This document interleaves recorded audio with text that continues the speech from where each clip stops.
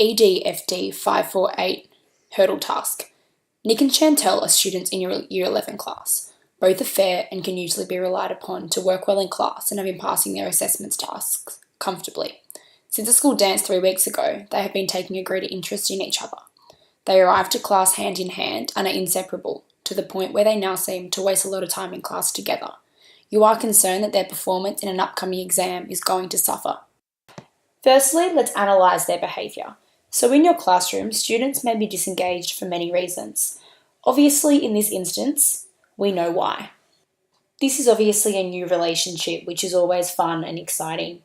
They are also adjusting to this social change, and their excitement is leading to a neglection of their work, which is totally out of character for these two students. The two main theoretical approaches that I'll be addressing in this presentation are that of Bill Rogers and Rudolf Dreikurs. This approach is about freedom and choice, where students should be given a choice rather than be forced to learn. Dreikurs' principles are as follows. 1. Try to understand why your students are behaving in a particular way. This will aid in how you respond to them. 2. Allow students to have some say in the decisions that affect them, whether this be a choice of their consequences for their behaviour or what they will study. And 3. Be a kind and responsible, accepting person who models for students the behaviour that is expected of them.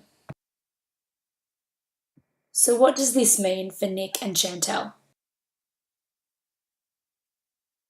I would give them some freedom in the decision making for the consequences of their behaviour by giving them different options. They can sit together in class, but if their marks drop, I will contact their parents. I can test them with an exam, i.e. Kahoot, to see if their marks are still the same, or they can sit separately for class until they're back on track with their learning. The second theoretical approach that I will be addressing is that of Bill Rogers and his behavioural approach. His aim for discipline is for students to be accountable for their actions and to have a respectful relationship with their teachers and peers. This means respecting the right of the teacher to teach and the other students to learn. Rogers' approach has 5 principles. 1. To express joint rights and responsibilities in the rulings you make. 2. To minimise confrontation and embarrassment of students. 3. To promote appropriate decision making. 4. To discipline students respectfully. And 5. To communicate expectations positively to your students. So again, what does this mean for Nick and Chantel?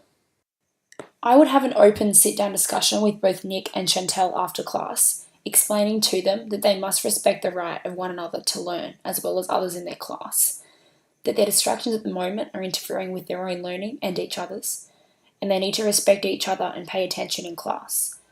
You don't want to openly embarrass these students in class. You need to be mindful that you as a teacher also need to show the students respect.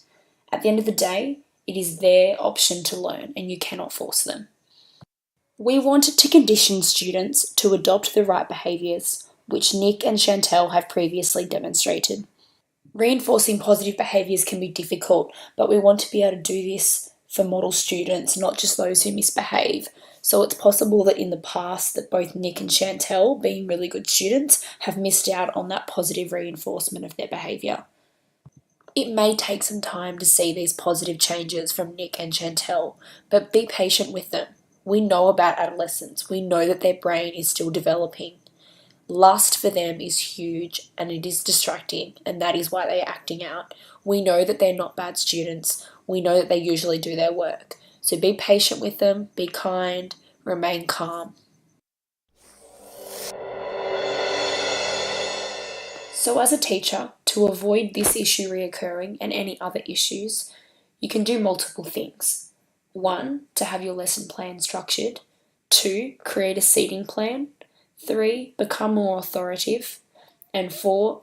Always have positive reinforcement for your students.